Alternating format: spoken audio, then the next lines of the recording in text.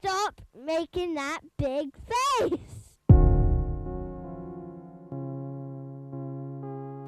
Hello, my name is Jared Brzeski from Virgil Productions, and I'm in my basement today to show you how to set up your park board. The tools we'll be using are 2 different types of metal files and gummy stone. And next, for the base, we have base cleaner, a wax iron, some 28 to 18 degree wax. To get all the excess wax off, we have a plastic scraper and nylon brush. And in order to get the bindings on at last, we have a number 3 Phillips screwdriver. First off, we'll start with the edges. Because this board is new, the edges are very sharp and unforgiving when it comes to catching them on a rail or even takeoff of a jump. So what we're going to do is take some bite off the edges. Starting with the bastard file, working at a 20 degree angle from the front of the board to the tail, grinding away the sharp edges.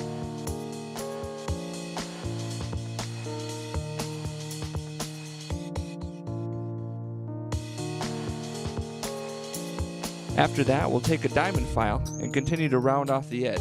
You can actually hear the difference of the 2 files and how much more metal the diamond file can dispose of.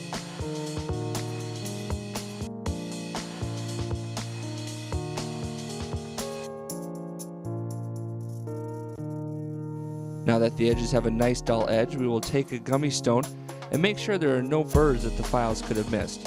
Working the length of the board again, we will make the edges ready to ride.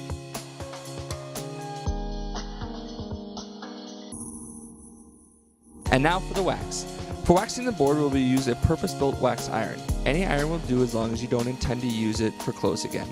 And also a mid-temp wax. Of course, the temperature range of the wax may differ depending on the conditions near you. First, let the iron warm up so that it will melt the wax but not burn the base of the board. Remember to not let the iron rest on the board base too long, since you can melt the glue holding the board together. Not good. Apply enough wax to cover the board, but not too much where it's just waste. Then move the iron around the board, tip to tail, making sure you have even coverage of the wax. Note, a good reminder of when you need to wax is when you start to see the edge of the base getting white. That's why spending a little extra time on the edges, making sure you get enough wax into the base by massaging the wax in, is a good practice. Once you're done, let cool to room temperature, and then it's ready to scrape. Once the wax and the board have cooled to room temperature, you are now able to scrape off the excess wax, or wax that has not been absorbed into the base. For this, we'll be using our plastic scraper to remove the majority of the wax, and then a nylon brush to fine-tune the wax removal. Start with the scraper at the tip or nose of the board at a 45 degree angle, tilted towards the tail of the board, and with light pressure, not too much where you can remove some of the base, start to move back towards the tail, removing wax. Work in one fluid motion, tip to tail, again and again, until you get almost no wax under the scraper. Note, a sharp or new scraper is your friend here, making the process much easier. After you removed as much of the wax as possible with the scraper, you will want to use the nylon brush to fine-tune how much wax stays on the board.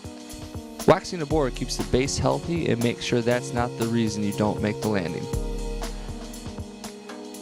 And lastly, installing your bindings.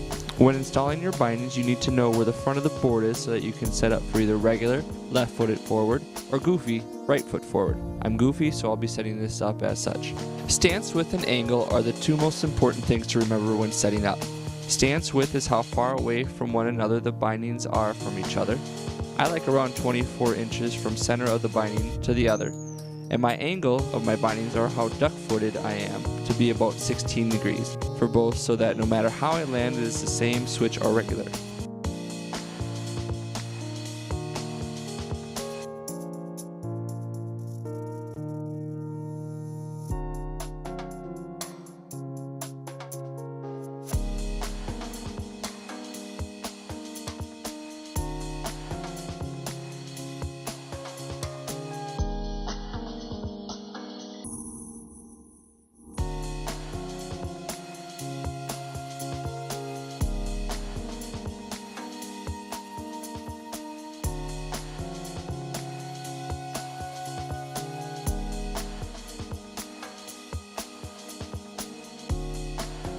Once you know how you want them set up, take your disc plates and your screws and tighten to the bindings with the number 3 Phillips. I like hand tools because you know how much force you're putting on the screws and you don't have an issue with pulling out the screw sets.